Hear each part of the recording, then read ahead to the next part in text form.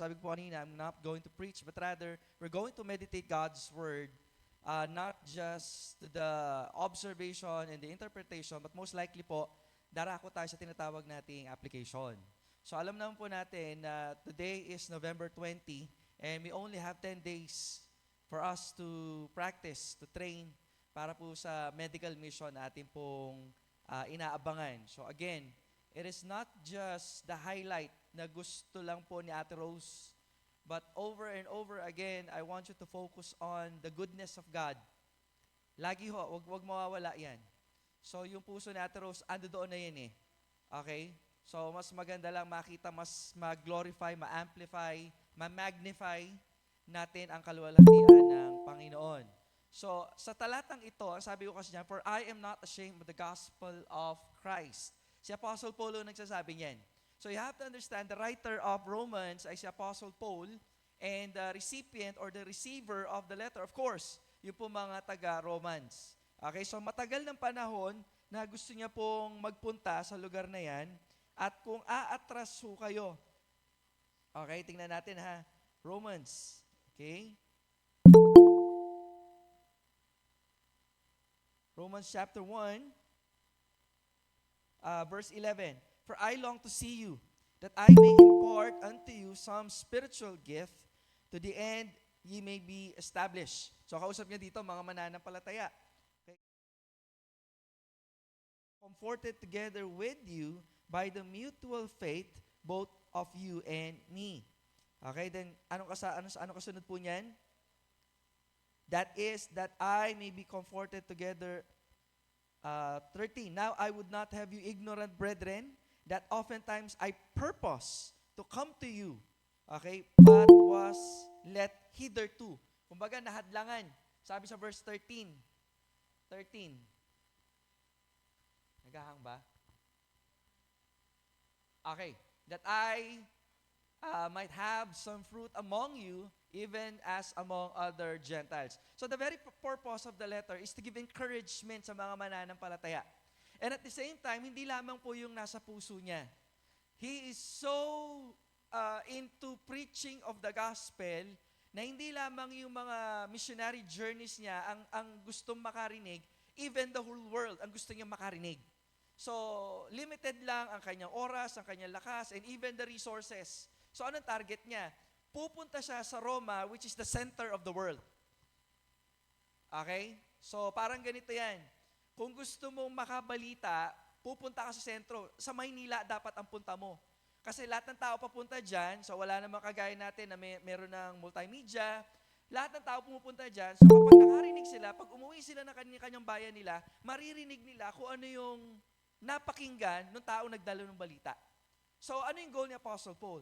That everyone should hear what? The gospel. Okay, ganun lang siya kasimple. Now, ang kasunod po niyan, sa verse 14, I am a debtor both to the Greeks and to the barbarians, both to the wise and to the unwise. Notice that. So, tinuturing niya na meron siyang utang kasi nga gusto niya lahat ng tao makapakinig. Okay? So, that is his desire. So, verse 15, so as much as in me I am ready to preach the gospel to you that are at Rome also. So, yun yung target niya. Okay? So, sabi nga natin, may mga pagkakataon sa buhay natin na hindi inaalaw ng Panginoon yung mga gusto natin. Okay? So, may mga pagkakataon that God allows certain things in our lives na mas maluluwalhati ang Panginoon eh. Kaya nga, alam yon, kinakailangan nating tanggapin na pag nagpagamit tayo sa Diyos, gagamitin ka naman ng Panginoon, lalo na kung talagang, alam mo yun, yung willingness and desire mo ay magpagamit sa Kanya. Pero meron din mga pagkakataon, there are hindrances to give opportunities to other people. So what's the point? Kung binibigyan tayo ng Panginoon ng lakas, ng oras, ng pagkakataon, hindi lahat may ganun ha? Oras, lakas, pagkakataon. Minsan may pagkakataon ka pero wala kang lakas. May lakas ka pero wala ka ng oras. Di ba? So, if God is giving us those things sa buhay po natin, anong gagawin po natin? So, ano yung attitude ni Apostle Paul? Yan ang makita natin sa verse 16. So, sabi niya, for I am not ashamed of the gospel of Christ. Hindi lang ho sinabi ditong nahihiya, kundi bagos hindi niya ikinahihiya. Okay? Hindi lang ito something na innate sa kanya, hindi po yon. Kumbaga, para bang tinanggal niya yun, pero ang gusto niya iparating dito, ano man ang kalalaga, ano man ang sitwasyon, as human as Apostle Paul is, kapag binigay siya ng pagkakataon, hindi siya mahihiya. So what's the point na pinag-uusapan natin? Sa November 30, magkakaroon po ng medical mission. Okay? First of all, we need to connect muna sa Panginoon. Kasi wala ho tayong maibabahagi kung hindi mo alam kung ano yung tinanggap mo.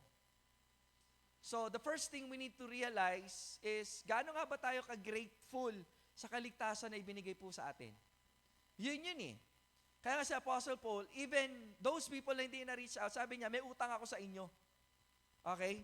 Kasi sabi dyan, I am a debtor both to the Greeks and to the barbarians. Take note si Apostle Paul po ay isang Jew.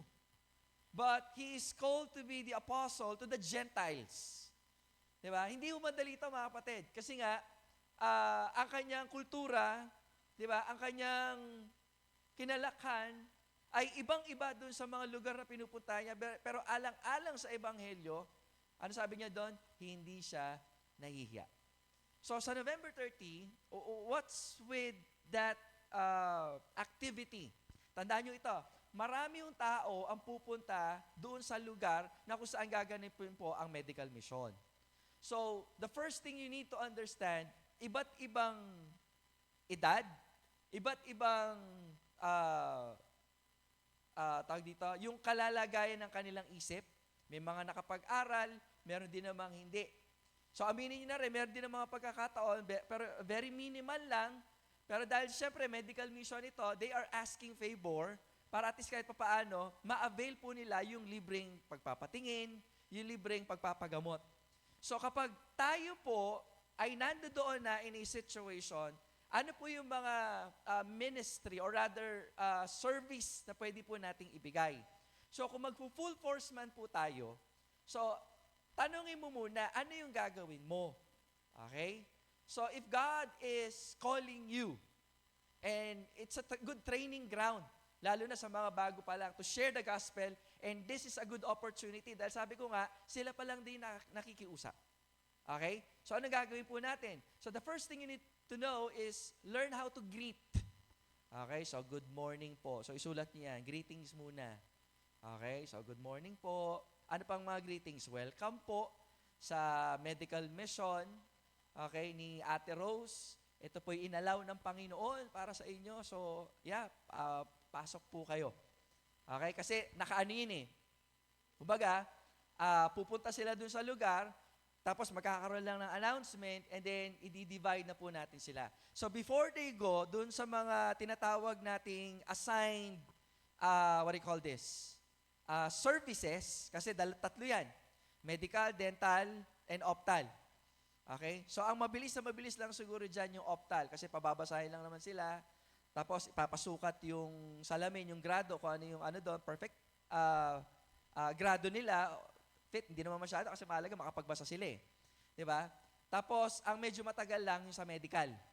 Okay? So, before po sila humantong doon, hindi lamang po medical service ang pwede nilang ma-receive, kundi spiritual service ang pwede nilang ma-achieve. So, paano natin siya introduce? Sasabihin po sa kanila na hindi po tayo nandoon to offer any religion or to change their religion. Nandoon tayo para ipanalangin sila. Sa ganon, maintindihan nila ang isang pinakamahalagang bagay na pwede nilang matanggap.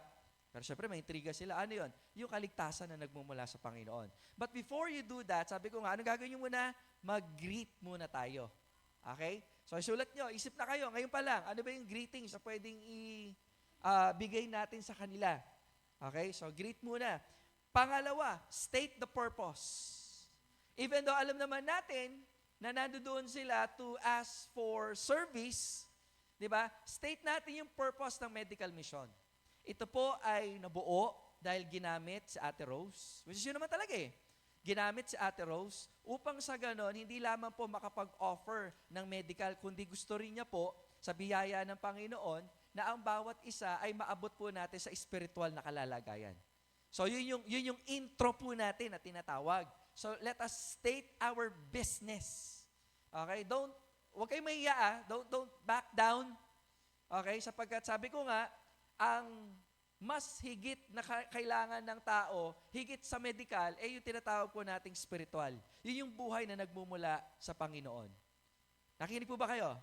Ulitin ko. So yun po. So state kung ano po yung situation, kung ano po yung nagaganap. So ito po ay medical mission. Bagamat alam po namin na napunta kayo dito, so nandito po muna kami para ipanalangin po kayo. Yeah, okay lang po ba sa inyo? Okay, pag sinabi niyang hindi, okay lang. Pero sigurado, majority hindi naman tatanggihan.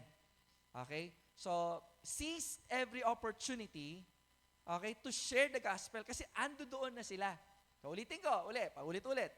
Magbabati muna tayo. Then, state the purpose of the activity, which is the medical mission.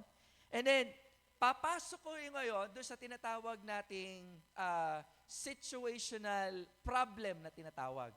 So, alam po namin na nandito po kayo at kailangan nyo po ng gamot. Pwede po bang malaman? So, doon nyo na isusulat kung ano ngayon, o kung may kasama kayong isa, doon nyo na isusulat kung ang lumalapit sa inyo, is it dental, optal, okay? Pero obviously, meron naman silang mga ticket.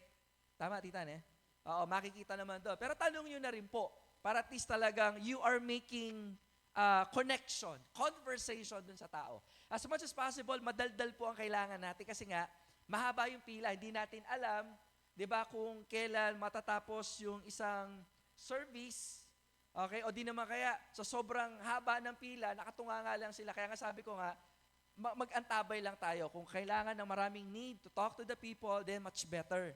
Kausapin po natin sila. It's a great opportunity to share the gospel. Okay? So, pag na-state na natin kung ano yung problema, ano ba yung problema kung bakit sila nandoon? Sige nga. Sakit. Okay, very good. Ano pa? Gamot. Okay, very good. Ano pa? Pwede mo mag-isip ng iba pang bagay? Ha? Check up. Okay, yun nga. Yung sa kalusugan or hingi ng gamot. Okay, ano pa? Wala naman siguro pupunta doon hingi ng pera, ano? Wala. O di kaya makipag-birthday lang. Although, yun yung ano doon, pero at least, malinaw po dapat sa inyo yon. So kapag sinabi nila yan, dito na tayo papasok. Ano ba yung problema? Bakit natin sinasabing problema? Ang gamot na uubos, ang isip ng doktor, kahit magpa-check up ka, limited, hindi niya alam ang lahat ng bagay. Doon yun na ipapasok. Nagigets? So again, from that problem, okay, alam po namin na nandito po kayo para magpa-check up. Salamat sa Panginoon kasi may ganitong gawain. Pero alam niyo po ba, na kahit na bigyan pa kayo ng gamot, alam mo yan, iisa lang ang kahantungan ng lahat ng bagay. Okay? Ano yung kahantungan nito? Lahat ng tao ay magkakasakit pa rin and eventually mamamatay. So ipapasok nyo na ngayon, salvation. Okay? So ang lahat ng tao nagkasala, nakakalungkot lang kung isipin, di ba, na dahil ang lahat ng tao nagkasala, hindi karapat-dapat sa Diyos. Pag namatay ang tao, pag dating ng paghukom, siya ay napalayo sa Panginoon, siya ay habang buhay na mapapalayo sa Kanya. Lagi niyo pong state yung problem, tapos wag niyo pong kakalimutan na dapat nilang naiintindihan o maintindihan na sila ay makasalanan. Wag niyong sasabihin, ito, madalas ang salvation, ginagawa nilang reward. Okay? Parang talagang gusto mo bang gumaling at hindi na magkasakit habang buhay? Tanggapin mo si Jesus. Mali ho yun. So, ang kaligtasan, ang lahat ng tao nagkasala. So, kinakailangan, aminin nila ang kanilang kasalanan. Huwag naman sa punto, ikaw makasalanan ka, alam ko yung mga ginawa mo. Hindi po ganon. Sasabihin nila, ang lahat ng tao nagkasala. Naniniwala po ba kayo, lahat ng tao nagkasala? Okay, o sige, bigyan po kayo ng example. Nakapagsinungaling na po ba kayo? O, nagnakaw na po ba kayo? Ay, di pa. O sige, nangupit na po ba kayo? Lahat ng tao siguro dumaan sa ganyang O kung hindi pa man, nakapag-isip ka na ba ng masama sa iyong kapwa? Ginamit mo na ba ang pangalan ng Diyos sa walang kabuluhan? So that they may understand yung severity, yung intensity ng tinatawag po nating kasalanan. Hindi nyo ina-water down. Ngayon, kung ayaw nilang tanggapin yung katotohanan niya, wala tayong magagawa. Basta sabihin nyo lang, ang lahat ng tao ay nagkasala at hindi nakakaabot sa kaluwalhatian ng Diyos. Walang karapat-dapat sa paningin ng Diyos. Saan nga kasi sinabi yun? Romans chapter 3, verse 10. Sige, tingnan nga natin. Okay? Romans chapter 3, verse 10. It is written, there is none righteous, no, not one. Yan lang yung katotohanan. Okay? So ngayon, kapag pinaunawa nyo sa kanila, okay, at somehow, they realize na talagang makasalanan sila, dun pa lang ipapasok yung solusyon. Nagigets niyo po ba? Kaya palang sabi ng Panginoon, dun sa track sa pamimigay natin, hindi ang magaling ang nangangailangan ng gamot o ng doktor, kundi ang sino? Yung may sakit. Di ba? Naparito ako, sabi ng Panginoon, upang hindi tawagin ng mabuti, kundi ang mga makasalanan, upang sila ay magsisi. Yun yung pinaka-verse na gagamitin po natin. Unless na pagsisiyan po natin ang kasalanan po natin, hindi po tayo makakatanggap ng regalo ng kaligtasan na nagmumula sa Diyos. Dahil sabi nga po namin kanina, ang gamot mauubos, ang doktor magkakamali, pero kaligtasan ng Panginoon, panghabang buhay po ito. Amen? So, huwag kayong mawawala doon. That is the simplest way, okay, on how for them to understand kung ano po ba yung binabahagi po natin. So, pagkatapos nyo pong sabihin yan, okay, maiksi ang buhay, okay, ang gamot na uubos, ang doktor nagkakamali, nagkasala ang tao, pupunta siya ng impyerno, ikalawang kamatayan, di ba? Ngayon, ang solusyon sino? Ang regalo ng kaligtasan. Saan nga kasi sinabi yun? Romans chapter 6, verse 23. Ano sabi doon? For the wages of sin is death, but the gift of God, Tagalogin nga natin, sapagkat ang kabayaran ng kasalanan ay kamatayan. Ngunit, okay, ang kaloob, but the gift of God is eternal life sa pamamagitan nino through Jesus Christ our Lord. Doon nyo palang tatanungin. Okay? Nananampalataya po ba kayo? Bagaman, alam ko, nagagamitin yung salitang tinatanggap nyo po ba, pero for us to be biblically correct, kinakailangan po nating sumampalataya. Tinatanggap nyo po ba ang katotohanan ito? Malinaw? Malinaw? Yun ang biblical eh. Kinakailangan sumampalataya tayo. Ano yung sabihin ng pagsampalataya? Ibig sabihin, hindi mo man nakita, wala ka man dun sa mismong krus ng Kalbaryo, dahil alam mo makasalanan ka at yun lang yung pambayad, maliligtas ka. Ngayon, tanong mo siya, tinatanggap niyo po ba ang mga pananalitang ito? Pag sinabi yung opo, okay, pwede po ba tayong manalangin? Pagpe-pray ko po kayo. Then you pray for that, o kung gusto niyong sumabay sa panalangin, mas maganda. Nagkakaintindihan po? Amen? So, that is the solution. So, yung pagpunta ni... Ano nga ulit? Problema. Okay, so what is the problem? Huwag kayo kagad mag-jump sa kasalanan. Doon muna sa purpose. Kumbaga, ladderize po tayo. Okay? So pagpunta nila, ang kailangan kasi nila gamot. So sabi ko nga, i-raise natin problema. Okay? Even though nag-offer ng medical mission, panandalian lang yan. Doon tayo sa mas matagalang problema, which is ang kasalanan.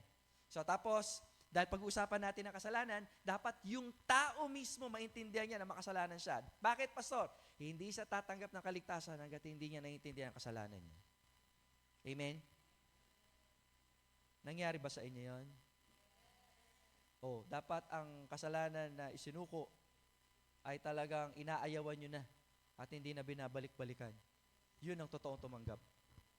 Okay? So, it's a reminder din para sa ating lahat na hindi lamang tayo nagbabahagi, kundi ito mismo yung ating testimony. Tapos, kwento, okay? Sapagkat, sabi nga po, ang nakakilala sa Panginoon, di ba, ay lalakad. Alam po namin na maraming temptation, pero mahalaga po na kayo po ay may tamang paglakad sa Panginoon. Para magpatuloy po ito, gusto niyo po ba magkaroon ng Bible study? Tutuluyan niyo na doon. Wala nang patumpik-tumpik pa. Okay? Kung pwede nga isingit, pati pagbabautismo, okay na rin eh. Di ba? Kung may tubig nga lang doon. Actually, pwede na. Nagbago ho ang pananaw ko in regards to that. Dati, or nung, sa mga panahon ni Pastor Alan, bago kayo magpabaptize, aaralan mo muna. But the baptism is understanding kung ano yung ginawa ng Panginoon at kapag naintindihan na yun, directly dapat baptize sa po yun. Okay? Paano yung paglakad? Walang problema, di aralan uli. Okay? Kasi ang nangyayari minsan, sa kahihintay natin ng pagsunod ng taong ito, sumasablay minsan hanggang sa hindi na nabaptize. Di ba? So anong gagawin? I-baptize na kasi nga in alignment sa pagkakilala sa Panginoon. Sapagkat ang bautismo, bagaman di yan nakapagliligtas, magandang step yan. So after mabaptize, yun na, Bible study na natin. O ngayon, kung loobin ng Panginoon, magkaroon ng Bread for Life doon, mas maganda. Nagkakaintindihan? So ulitin natin. So when we get there, tanungin mo yung sarili mo, saan ka? Okay? So kinakailangan natin siguro ng mga at least 10 katao, 5 on the other side. Okay? Ngayon kapag medyo dumadami, padagdag tayo ng padagdag. Tapos yung iba, pwedeng assistant ng mga doktor, taga-kuha kung ano pa man yung nando doon. Lalo na yung mga lalaki, kailangan natin doon. Tapos, kailangan din natin ng mag-a-assist. Kasi yung mga taga-share, hindi na kayo magtatayo. Taga-share lang kayo. Okay? Tapos yung iba, after yung ma-sharean, may isa mag-a-assist, dadalhin sila kung saan pong service sila nararapat. Okay? May kulay po ba tayo, tita, ng mga ticket po natin? Halimbawa, sa Optal, Dental.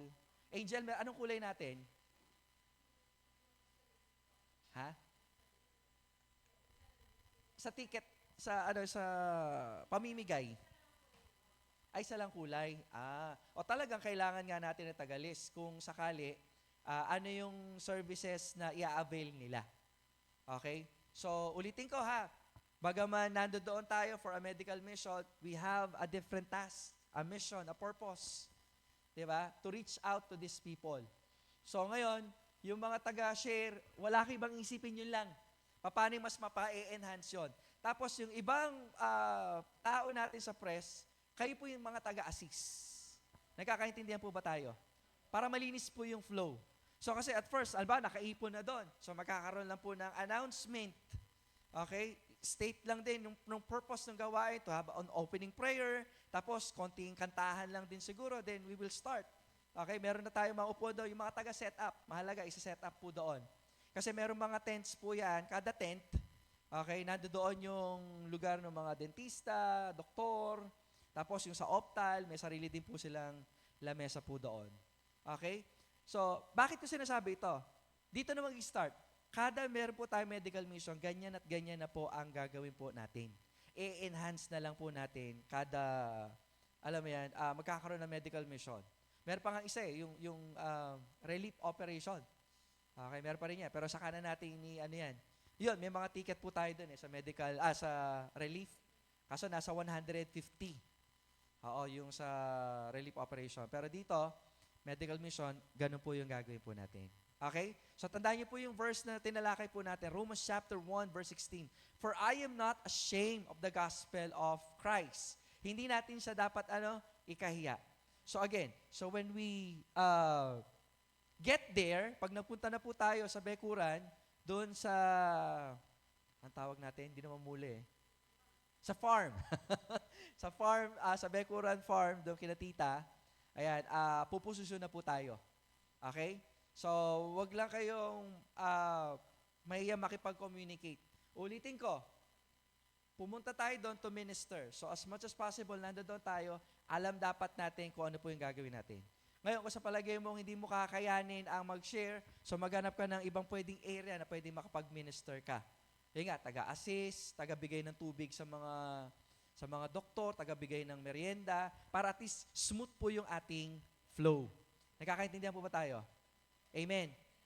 So again, pag-pray po natin ito, alam ko nag-prayer meeting na tayo, pinag-pray natin itong mga dapat nating pag-pray, but specifically itong medical mission, bigyan po natin ito ng pansin. Na ang Diyos ang gumawa dun sa lugar, na magiging sagabal ay mapigilan.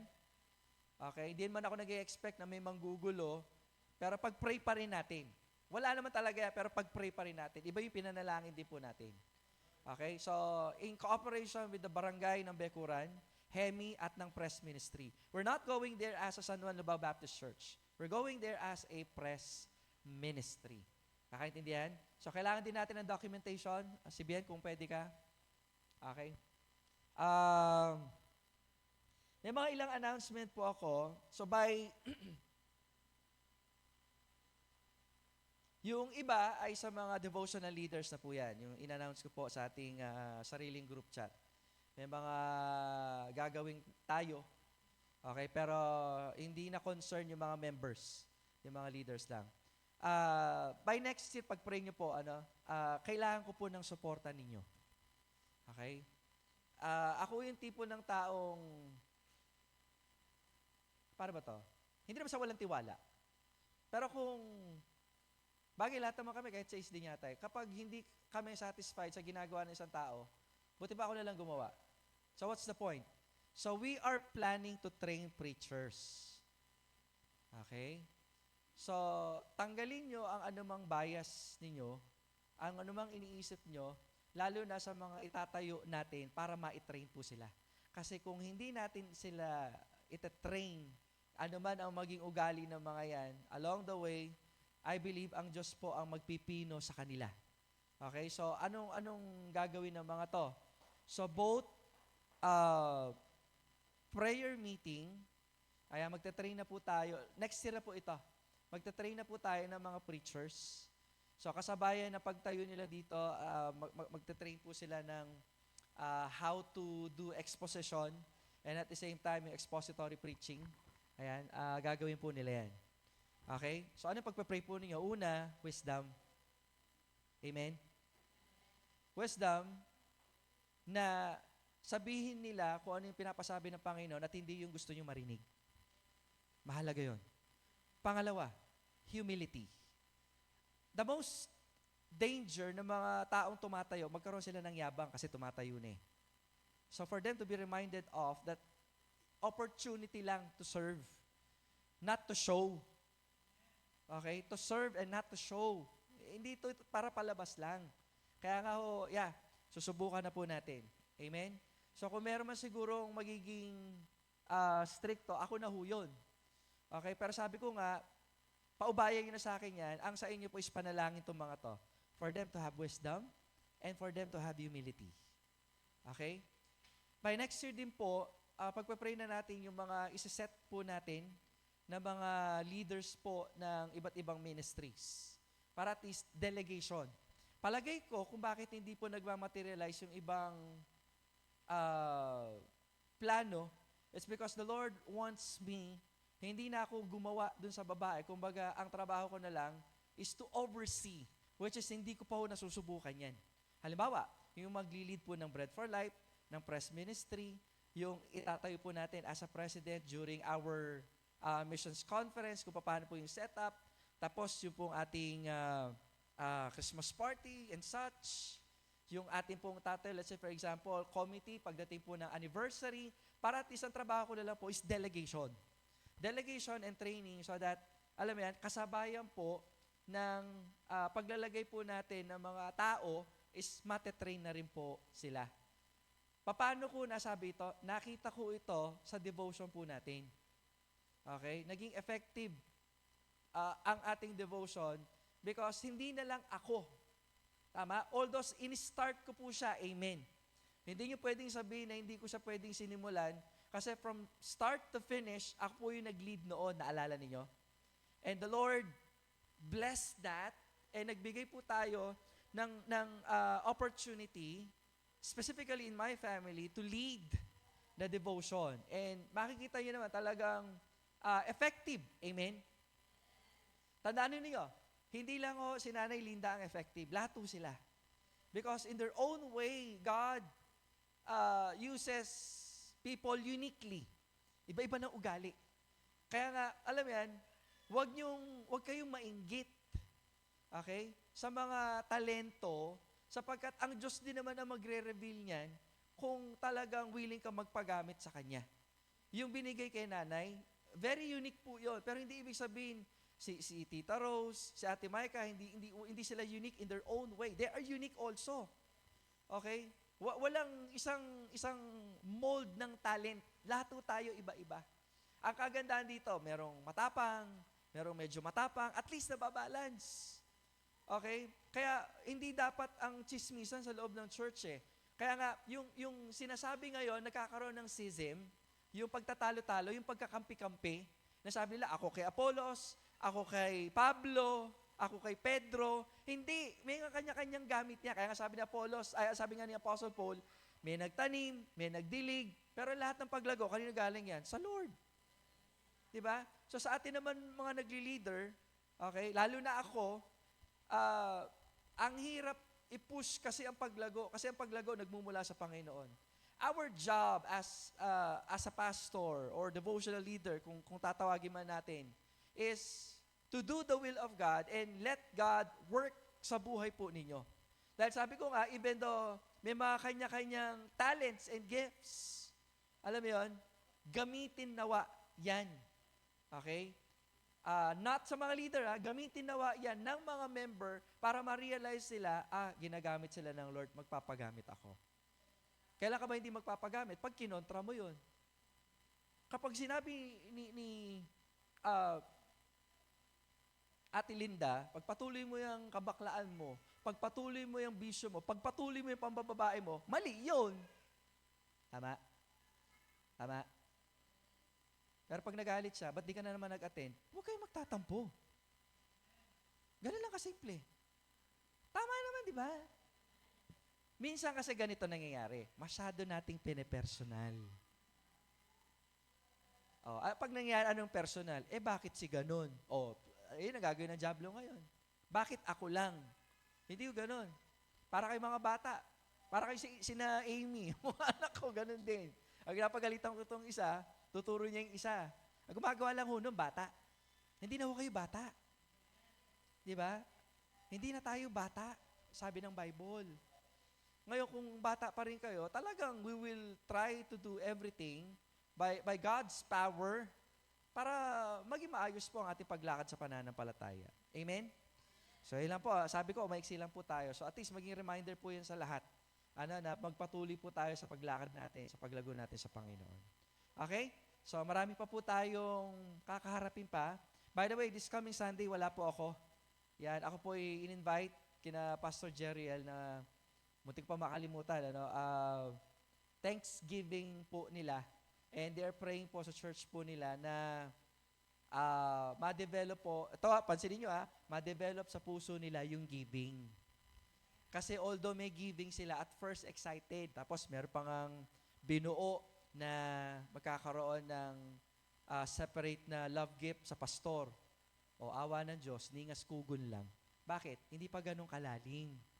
Kita niyo yung level natin. And I hope each and every one of us magkaroon na rin po ng patuloy na paglalim sa Panginoon. Parang yung nauna kayo, ganun din nangyayari sa kanila. May first fruit din sila, may offering din sila. Ginagawa nila, yung tithes nila, pinaghahati-hati nila. Okay? So, mali ho yun. So, yung tithes, separate lang sa Panginoon yan. Okay? So, kung mag-o-offering ka, by the way, isa ito sa pinagpapasalamat ko. Okay? Kahit na pastor ako, pinagpe-pray ko ito, na Lord, sana maging regular na po yung aking offering. Hindi naman siya ganun ka-regular, pero ando na. Ano pa yung pagpapasalamat ko sa Panginoon ngayong taon? Personal po kasi iba pa yung pagpapasalamat ko yung bahay, kasi ngayong taon yun Okay? Pagpapasalamat ko, nasa Book of Acts na ako, matatapos na din ako. Iba yung mag-isa ka. Okay? Ibang laban yun. Yung ang sama-sama tayo, may laban Yeah? So may mga accomplishment tayo. Accomplishment ko, nabasa ko na po siya chronologically. Hindi ko kasi nababasa pang ako mag-isa ng chronological. Tayo lang, okay? Pero after nun, okay? So marami pa po tayong gagawin. Pero kagaya ng devotion natin kanina, ano yung dapat natin unang isettle? Yung ating relasyon sa Panginoon, na hindi tayo nakikiayon sa sanlibutan, and to minister, to focus on the family. Then, doon pa lang tayo dapat hahatawin na anumang ministry na meron tayo. Bakit? Nasettle na natin yung basic. Okay? Tumayo po tayo lahat. Tayo po yung pasalamat sa Panginoon.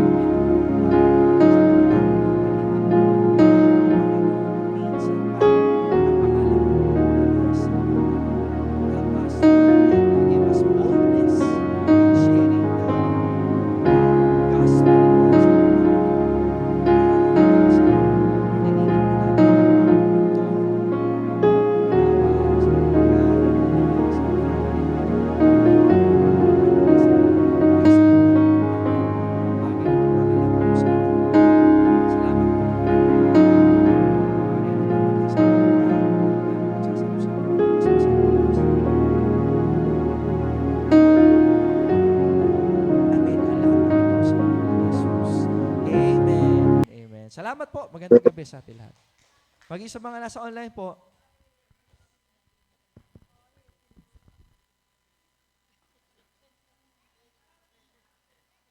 Thank you po.